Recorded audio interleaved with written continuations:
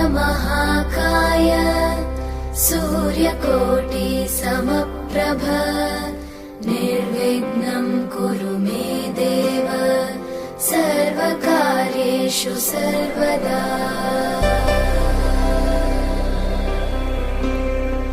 वक्रतुण्डमहाकाय। जब तक ना सफल हो नींद चैन को त्यागो तुम, संघर्ष का मैदान छोड़कर मत भागो तुम। कुछ किए बिना ही जय जयकार नहीं होती, कोशिश करने वालों की हार कभी नहीं होती। नमस्कार, दिनेश कुमार माली, कक्षा द्वादश, विषय गणित। नया अध्याय शुरू हुआ है, समाकलन, जिसमें हमने कुछ मानक सूत्रों द्वारा समाकलन ज्ञात करना सीखा। आइए आज हम एक नई समाकलन की विधि का प्रयोग करने वाले हैं, प्रतिस्थापन द्वारा समाकलन, इंटीग्रेशंस बाय सब्स्टिट्यूशंस। तो किस तरह से इसको करेंगे, कुछ हमारे सामने प्रश्न है। तो प्रश्न में इतना ही लिखा हुआ है कि निम्नलिखित फलनों का x के सापेक्ष समाकलन कीजिए। तो आपको इस फलनों के समाकलन में एक्सपर्ट बनना है, कब कौन सा मेथड यूज में लिया जाए, कब मानक सूत्र द्वारा इसका समाकलन होगा, तो कब इसका प्रतिस्थापन से समाकलन होगा या अन्य विधि से समाकलन होगा। इसी के अंदर आपको टैलेंटेड होना है, तो ये प्रश्नावली आपको अच्छे मार्क्स दिलाएगी। तो अभी यहाँ पर जो लिखा हुआ है, आपको जब भी कोई समाकल्य दिखे, उस समाकल्य के अंदर कुछ फलन अवकलज दिखेगा, तो कुछ फलन उसका अवकलन के रूप में होगा। कौन किसका अवकलज है, उसी की पहचान करके आप उस समाकल्य को उस मानक सूत्र में बदलकर उसका समाकलन कर सकते हैं। यही है प्रतिस्थापन विधि। ठीक है, किसी चर राशि को प्रतिस्थापन करेंगे जिसका उसमें अवकलज मौजूद होगा, अवकलज नजर आएगा, वो अवकलज किसका है, उसी चर राशि को हम प्रतिस्थापन करेंगे t के रूप में, थीटा के रूप में, y के रूप में। उसको सपोज करके हम उसका समाकल्य को कुछ इस तरह से परिवर्तन कर देंगे, उसमें बदलाव कर देंगे, वह समाकल्य मानक सूत्र के रूप में हो जाए। आइए किस तरह से देखिए, हमारे सामने कुछ प्रश्न हैं, हम उसको हल करते हैं। सबसे पहले एक बीजीय व्यंजक फलन है 2x बटा 1 प्लस एक्स स्क्वायर, इसको हम हल करेंगे। तो देखिए, शुरुआत करता हूं मैं पहले प्रश्न की। जो पहला प्रश्न है उसको मैंने i के रूप में मान लिया, 2x बटा 1 प्लस एक्स की घात 2। ठीक है, तो यहां पर मेरे को दिख रहा है, अगर मैं ये पद लिया जाए फलन के रूप में, तो इसका अवकलज ऊपर दिख रहा है 2x, 1 प्लस एक्स स्क्वायर का अवकलज x की घात n के मुताबिक हल करेंगे तो 2x इसका अवकलज होता है। तो यही मैं इसको अवकलज दिखता है, तो मानता हूं प्रतिस्थापन के रूप में, माना कि 1 प्लस एक्स स्क्वायर बराबर t, 1 प्लस एक्स स्क्वायर बराबर t माना है। तो अगर मैं इसका अवकलन करूंगा x के सापेक्ष अवकलन करने पर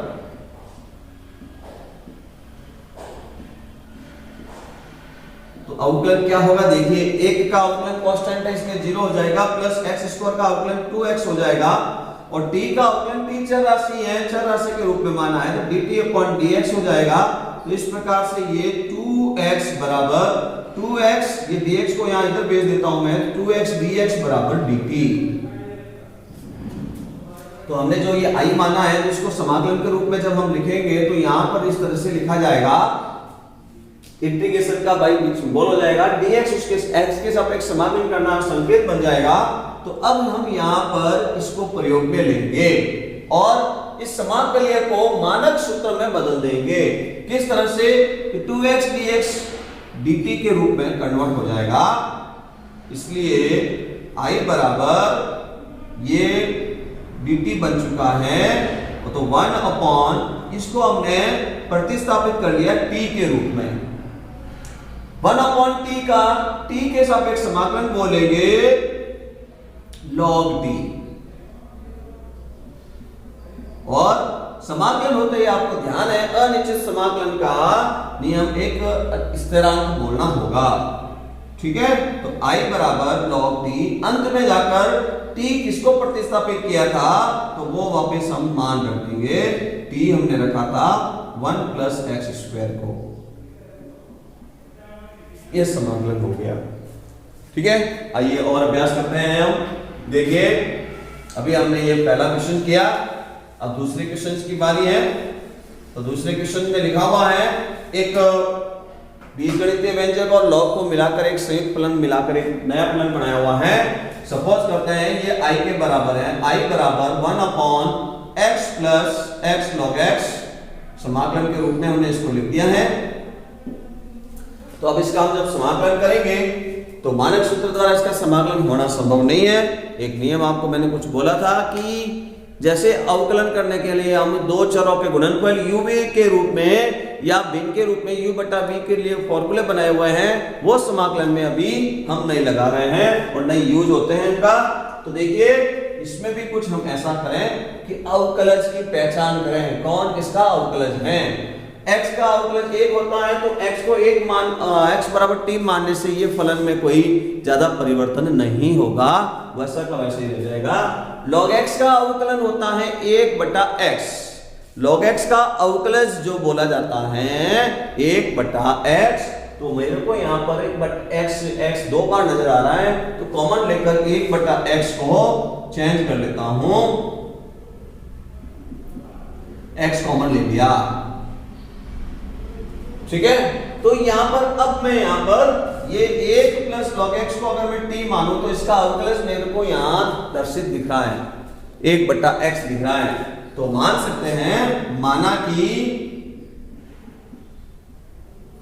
1 plus log x is equal to t प्रतिस्थापन के नियम से, तो यहां पर वापस वही x के सापेक्ष जब इसका अवकलन करेंगे हम, x के सापेक्ष अवकलन करने पर 1 का अवकलन 0 हो जाएगा, log x का अवकलन 1 बटा x हो जाएगा और t का अवकलन dt अपॉन dx, तो 1 अपॉन x dx बराबर dt। ठीक है, अब इसलिए ये हम नियम यहां पर अब यूज लेंगे प्रतिस्थापन का नियम। तो प्रतिस्थापन द्वारा हम यहां पर देखिए क्या होगा कि एक तो हमने 1 प्लस log x को t मान लिया,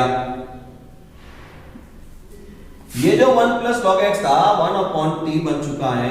अब 1 अपॉन x dx ये कन्वर्ट हो गया है dt के रूप में, ये एक नया समाकलन हमको मिल गया t के रूप में। तो इस समाकलन को t के रूप में इंटीग्रल्स करने वाले हैं, तो 1 अपॉन t पूरा वापस वो का वही, इसका भी समाकलन log t प्लस का c, समाकलन कंप्लीट होते ही प्लस c लगाएंगे, t की वैल्यू रख देंगे, जो t की वैल्यू हमने प्रतिस्थापित किया था 1 प्लस log x को, और ये प्लस का c। इस तरह से हम प्रतिस्थापन द्वारा समाकलन कर रहे हैं। आइए और हम प्रश्न करेंगे, प्रश्न नंबर 3।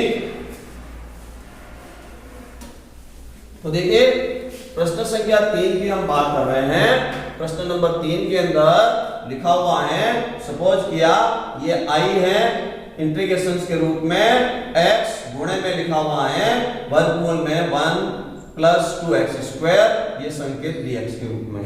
पुनः फिर पता कीजिए कौन किसका अवकलन है। तो यहां पर एक घात बढ़ कर देखेंगे तो 1 प्लस 2x स्क्वायर का अवकलन 4x, 4 गुणांक है उसको चेंज कर सकते हैं, समायोजन कर सकते हैं। तो x यहां पर इसका अवकलज के रूप में दिख रहा है, तो मैं मान सकता हूं, माना कि 1 प्लस 2x स्क्वायर बराबर t। x के सापेक्ष इसका अवकलन होगा तो 1 का अवकलन 0 हो जाएगा, इसका x के सापेक्ष अवकलन करेंगे तो 2 और 2x, फिर dt बाई dx का, तो dx में यहां लिख देता हूं और ये dt। अपने को यहां देखने पर आवश्यकता x dx की है, इसको समाकलन के रूप में बनाएंगे तो x dx ही चाहिए कन्वर्ट करने के लिए, तो x dx ही यहां रख रहा हूं, ये 2 × 2 4 को मैं यहां भेज देता हूं। तो इसलिए अब इसको t के रूप में समाकलन बना दीजिए, मानक सूत्र के रूप में इसको बदलेंगे। तो वर्गमूल के अंदर हम इसको t मान रहे थे, तो ये वर्गमूल के अंदर t बन जाएगा ये वर्गमूल के अंदर t। ये x dx ये जो है यहां से हटकर t के रूप में जब कन्वर्ट हो जाएगा 1/4 dt, जो कि 1/4 कांस्टेंट है, तो 1/4 को बाहर लिख देंगे। ये वर्गमूल के अंदर घात में 1/2 बोली जाए और इसका समाकलन किया जाए। तो इसका समाकलन के लिए फॉर्मूला ये यूज में लिया जाए, x की घात n dx बराबर n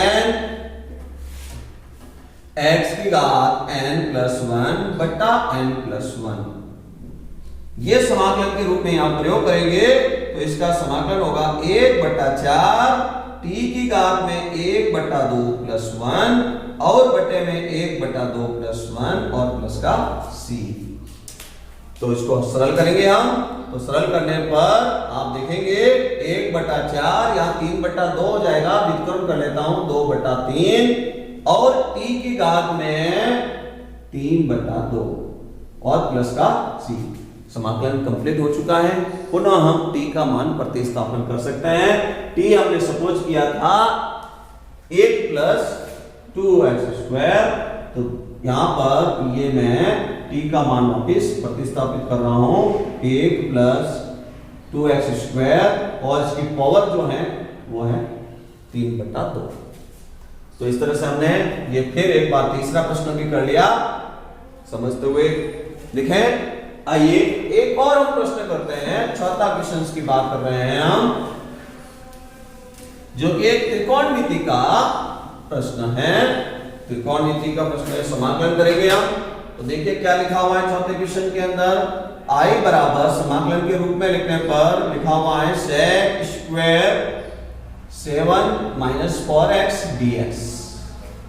तो आपको ध्यान ही है sec² का तो हम समाकलन बोलती हैं, sec² x का समाकलन 10x, cosec² x का समाकलन -cot x। तो समाकलन हो रहा है, परंतु यहाँ पर जो इसका मान दिया हुआ है वो मान केवल साधारण फलन में नहीं है, 7 - 4x है। तो कुछ देर के लिए इसको हम t मानकर इस फलन को मुख्य सूत्र के मानक सूत्र के रूप में बदलने का काम करेंगे। तो हम लिखते हैं माना कि 7 - 4x = t, इसका x के सापेक्ष समाकलन करेंगे, 7 का समाकलन 0, -4 का समाकलन -4, t का समाकलन x के सापेक्ष dt/dx। तो यहां पर dx हो जाएगा ये dt। तो आपको यहां पर इसको समाकलन के रूप में बनाने के लिए इसको हटाकर t लिखना है और एडजस्ट dx हटाना है। तो dx को हटाएंगे तो इसके लिए यहां पर ये माइनस का 1/4 dt इस dx की जगह लिखा जाएगा। इसलिए अब ये i के रूप में इस तरह से बनेगा sec² t और dx की जगह माइनस का 1/4 dt। तो ये -1/4 गुणांक के रूप में बाहर लिख देंगे और sec² t का हम समाकलन बोल देंगे। आप सबको ध्यान है कि इसका समाकलन होता है tan t और प्लस का c। समाकलन हो चुका है तो t का मान वापस हम रख देंगे, तो माइनस का 1/4 tan और हमने t को क्या माना था, t माना था हमने 7 - 4x को। तो ये इसका आंसर हो गया। ठीक है, तो कुछ जो फलन समाकल्य है उसके मान में परिवर्तन हो जाता है तो उसका हम डायरेक्ट भी आंसर लिख सकता है। यदि कोई भी त्रिकोणमिति वैल्यू में इस तरह से लिखा हुआ है, ये जो उसका मान है, उसका मुख्य मान है, उसका जो गुणांक लिखा हुआ है उसको आगे व्युत्क्रम में लिख दीजिए, समाकलन डायरेक्ट हो जाएगा। तो देखिए अगर मेरे को इसका समाकलन करना है तो मैं इसके समाकलन में माइनस का 1/a, माइनस साइन के समाकलन से आ रहा है, साइन का समाकलन होता है cos ax + b और माइनस आगे लगाएंगे। ax + b के रूप से हमने डायरेक्ट बोल दिया x का गुणांक व्युत्क्रम में। इसी तरह से इसका समाकलन अगर हम करेंगे तो cos ax + b का समाकलन sin ax + b, और डायरेक्ट जब इसका बोलना है तो x का जो गुणांक है वो आ जाएगा आगे। ठीक है, तो ये हमने इन दोनों का समाकलन बोला है +c और +c। त्रिकोणमिति का कोई भी फलन जो समाकलीय योग्य है, मानक सूत्र के योग्य है, तो उसका जो मुख्य मान है उसका जो गुणांक होगा और व्युत्क्रम में लिखें तो उसका समाकलन कहेंगे। ठीक है, तो यही काम हमने यहाँ किया था कि ये समाकलन योग्य है, तो हमने x का जो गुणांक है वो हमने यहाँ पर डायरेक्ट -1/4 आगे आया है, ये विधि से किया हुआ है। और देखिए एक और प्रश्न हमारे सामने है, तो जो यहाँ पर x का जो गुणांक है वो x का गुणांक अक्षर पद में है, तब बात बोलेंगे। ठीक है, और भी देखिए एक प्रश्न हमारे सामने और है, 5वां प्रश्न। तो देखिए लिखा हुआ है, उसको मैं i के रूप में मान रहा हूं, i बराबर समाकलन का निशान tan की घात 4 वर्गमूल x sec स्क्वायर वर्गमूल x अपॉन में वापिस वर्गमूल का x और dx संकेत के रूप में समाकलन करना है। तो देख रहे हैं आप, जो फलन है त्रिकोणमिति के रूप में है और बीजीय व्यंजक में वर्गमूल x के मान के अंदर और हर में भी लिखा हुआ है।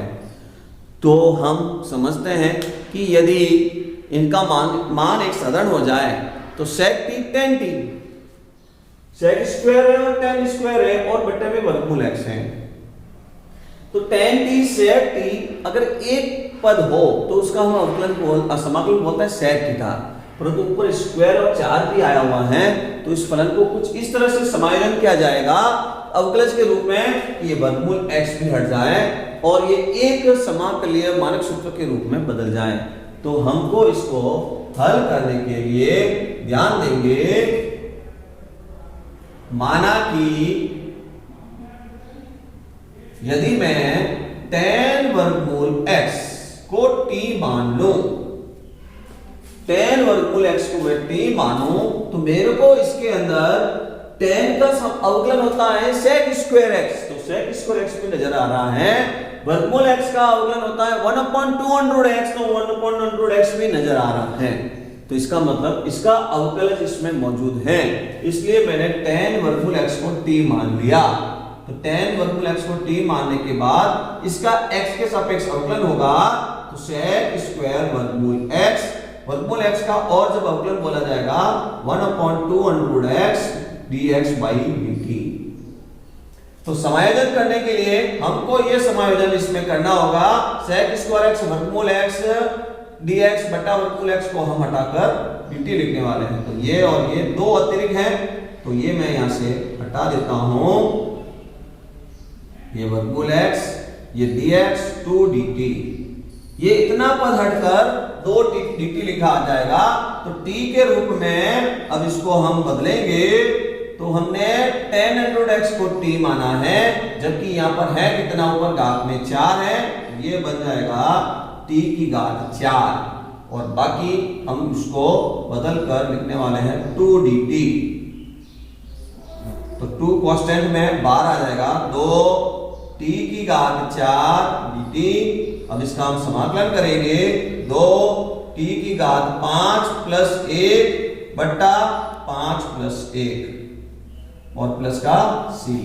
t का मान हम अब प्रतिस्थापन वापस कर लेंगे, 2/5, t हमने सपोज किया था tan x को, तो tan की घात 4 वर्गमूल x और प्लस का c, ये इसका आंसर बोला जाएगा। तो समझ कर लिखिए और इस तरह से अभ्यास कीजिए। प्रतिस्थापन विधि यही कहती है कि जिस फलन के अंदर कोई एक उस पद का अवकलज दिखता है तो वो चर राशि के रूप में उसको t मानकर उस अवकलज से उसको समाकलीय ऐसा बनाइए जो मानक सूत्र से समाकलन हो जाए। अभ्यास करें। धन्यवाद। लिखिए।